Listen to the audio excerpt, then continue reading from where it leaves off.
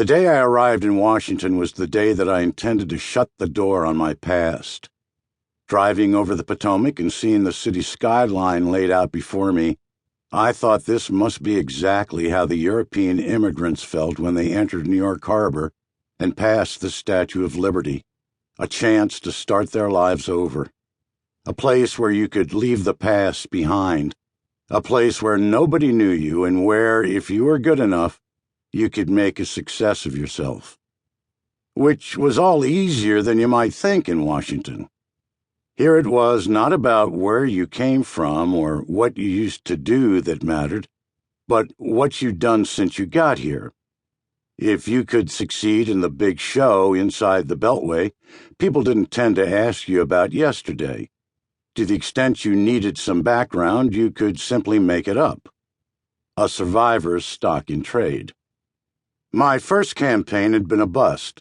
This was the year of George McGovern, who lost every state but one, the first time in U.S. history that had happened, though not the last, as I would later find out to my chagrin. Nixon won re-election with 23+% more popular votes than McGovern, the largest margin of popular votes in U.S. presidential history, then or since. And my own candidate for Connecticut's 2nd District got whipped by a factor of 2-1. It's not easy to lose a race by that wide a margin.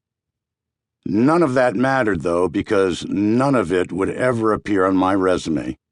Like my childhood, it all ceased to exist when I crossed the Potomac.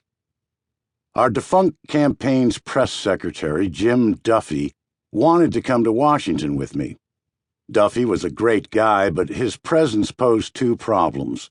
One, Duffy would be evidence of my past life, which would make creating a new life story that much more difficult. Two, as a survivor, I wanted no responsibility for anyone but me. That way, whatever happened would be my doing or undoing. Win or lose, I would do it on my own, although I had no intention of losing. I tried everything I could think of to convince Duff not to come. Duff, you've never been out of Connecticut. Washington's a big city. No effect. You know, it's 85% black, Duff. No effect. Blacks down there hate Irishmen as much as they hate Jews. Should have started with that one. Duff looked mildly worried about that many black folks hating his ass, but he's as stubborn as any Irishman. He was going.